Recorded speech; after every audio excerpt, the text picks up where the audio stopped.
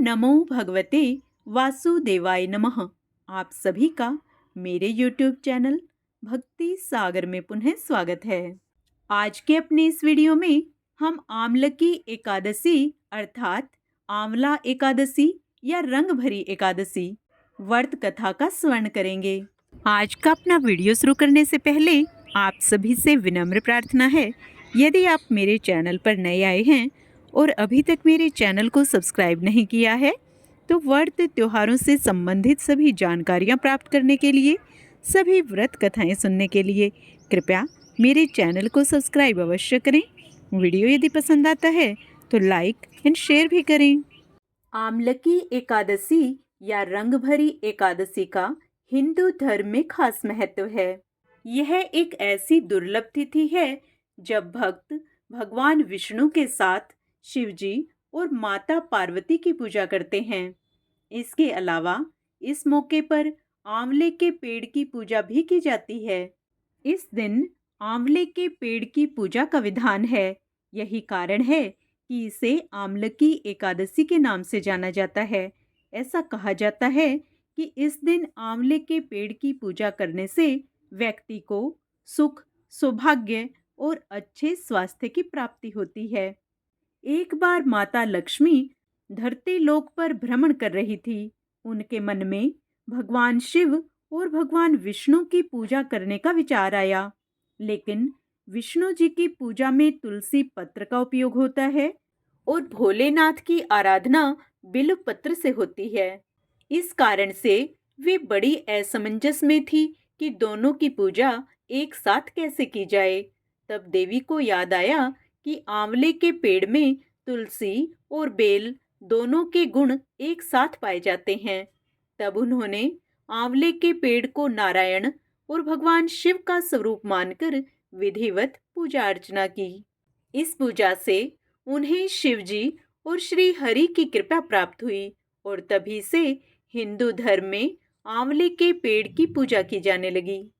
कहा जाता है कि इस दिन जो व्यक्ति आंवले के पेड़ की पूजा करता है उसे धन, ऐश्वर्य, सौभाग्य और आरोग्य की प्राप्ति होती है। आइए अब आमलकी एकादशी की पौराणिक कथा सुनते हैं।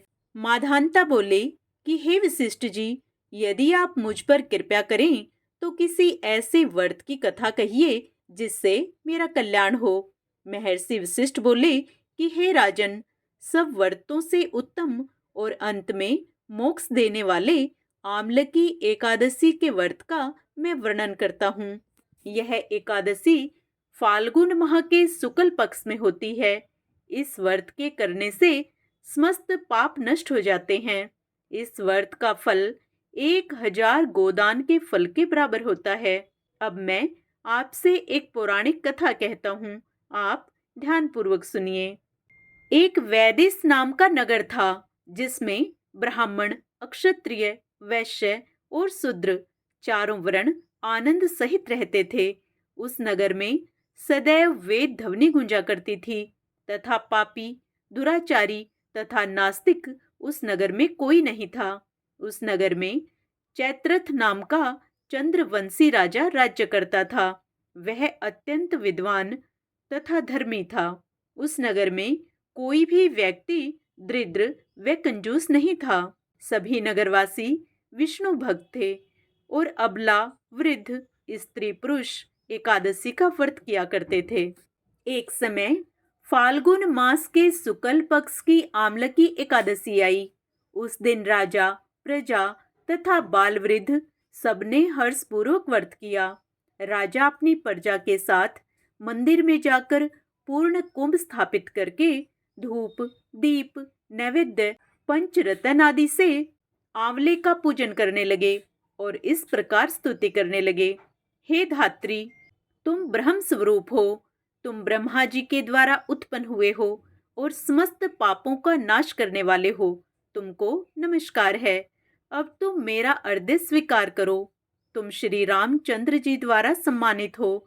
मैं आपकी प्रार्थना करता हूँ, अतः आप मेरे समस्त पापों का नाश करो। उस मंदिर में सबने रात्रि को जागरण किया। रात के समय वहां एक बहेलिया आया। जो अत्यंत पापी और दुराचारी था। वह अपने कुटुंब का पालन जीव हत्या करके किया करता था।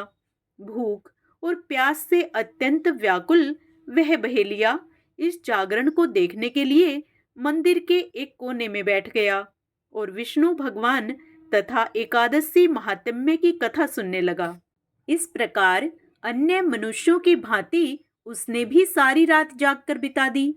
प्रातःकाल होते ही सब लोग अपने घर चले गए, तो बहेलिया भी अपने घर चला गया। घर जाकर उसने भोजन किया। कुछ समय बीतने के पश्चात उस बहेलिये की मृत्यु हो गई, मगर उस आमलकी एकादशी के व्रत तथा जागरण से उसने राजा विदुरथ के घर जन्म लिया और उसका नाम वशुरथ रखा गया। युवा होने पर वह चतुरंगिणी सेना के सहित तथा धन धान्य से युक्त होकर 10,000 ग्रामों का पालन करने लगा। वह तेज में सूर्य के समान, कांति में चंद्रमा के समान, वीरता में भगवान विष्णु के समान और क्षमा में पृथ्वी के समान था। वह अत्यंत धार्मिक, सत्यवादी, कर्मवीर और विष्णु भक्त था। वह प्रजा का समान भाव से पालन करता था। दान देना उसका नित्य कर्तव्य था। एक दिन राजा शिकार खेलने के लिए गया। दैवयोग से वह मार्ग भूल गया और दिशा ज्ञान न होने के कारण उसी वन में एक वृक्ष के नीचे सो गया। थोड़ी देर बाद पहाड़ी मलेच्छ वहां आ गए और राजा को अकेला देखकर मारो मारो ऐसा शब्द कहते हुए राजा की ओर दौड़े। मलेच्छ कहने लगे कि इसी दुष्ट राजा ने हमारे माता, पिता, पुत्र, पौत्र आदि अनेक संबंधियों को मारा है तथा देश से निकाल दिया है, अतः इसको अवश्य मारना चाहिए। ऐसा कहकर वे म्लेच्छ उस राजा को मारने दौड़े और अनेक प्रकार के अस्त्र शस्त्र उसके ऊपर फेंके। वे सब अस्त्र शस्त्र राजा के शरीर पर गिरते ही नष्ट हो जाते और उनका वार पुष्प के समान प्रतीत होता। अब उन मलेच्छों के अस्त्र शस्त्र उल्टा उन्हीं के ऊपर प्रहार करने लगे, जिससे वे मूर्छित होकर गिरने लगे। उसी समय राजा के शरीर से एक दिव्य स्त्री उत्पन्न हुई। वह स्त्री अत्यंत सुंदर होते हुए भी उसकी भ्रुकुटी टेढ़ी थी। उसकी आंखों से लाल लाल अग्नि निकल रही थी, जिससे वह दूसरे काल के समान प्रतीत होती थी। वह स्त्री मलेच्छों को मारने दौड़ी और थोड़ी ही देर में उसने सब मलेच्छों को काल के गाल में पहुंचा दिया।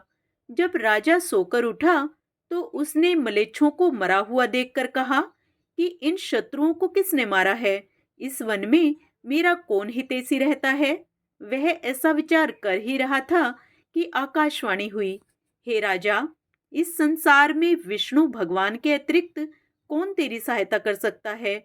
इस आकाशवाणी को सुनकर राजा अपने राज्य में आ गया और सुखपूर्वक राज्य करने लगा। महर्षि वशिष्ठ बोले कि हे राजन, यह आमलकी एकादशी के व्रत का प्रभाव था। जो मनुष्य इस आमलकी एकादशी का व्रत करते हैं वे प्रत्येक कार्य में सफल होते हैं और अंत में विष्णु लोक को जाते हैं। एक अन्य पौराणिक कथा के अनुसार, जैसा कि नाम से ही पता चलता है, रंग भरी एकादशी का संबंध रंगों से जुड़ा हुआ है। धार्मिक मान्यताओं में रंग भरी एकादशी का बहुत महत्व है। इस दिन भगवान शिव माता गौरा और अपने गणों के साथ रंग गुलाल से होली खेलते हैं। यह दिन भगवान शिव और माता गौरी के वैवाहिक जीवन में बड़ा महत्व रखता है। इस दिन पहली बार भगवान शंकर माता पार्वती को काशी लेकर गए थे। इसी दिन भगवान शिव ने माता पार्वती को गुलाल अर्पित किया, जिससे यह तिथि रंगों और उत्साह का प्रतीक बन गई। तब से काशी में इस दिन शिव पार्वती की विशेष पूजा और रंग उत्सव मनाने की परंपरा है। इस अवसर पर बाबा विश्वनाथ को गुलाल और फूल अर्पित कर भक्तजन अपनी श्रद्धा व्यक्त करते हैं। यह दिन शिव और पार्वती के मिलन की खुशी का प्रतीक है और भक्तों को सुख और समृद्धि का आशीर्वाद प्रदान करता है। यदि आप शिव और विष्णु की कृपा प्राप्त करना चाहते हैं तो इस दिन विधि पूर्वक पूजा अर्चना करें और अपने जीवन में सकारात्मकता को अपनाएं।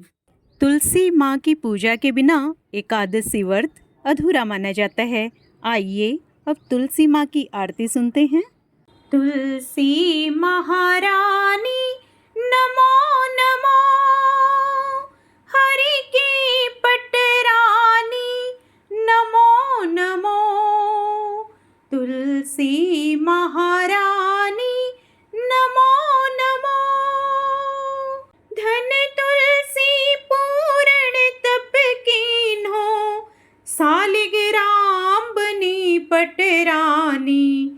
जाके पत्र मंजरी कोमल, श्रीपति कमल चरण लपटानी।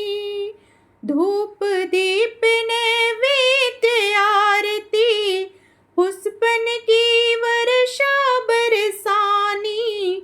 नमो नमो तुलसी महारानी नमो नमो, हरि की पटरानी नमो नमो।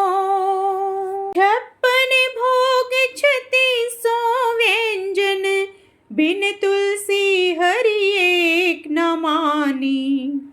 सभी सखी मैया तेरो जस गावे, भक्ति दान दीजे महारानी। नमो नमो तुलसी महारानी नमो नमो, हरि की पटरानी नमो नमो।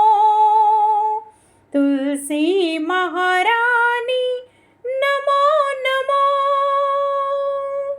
जय श्री हरि।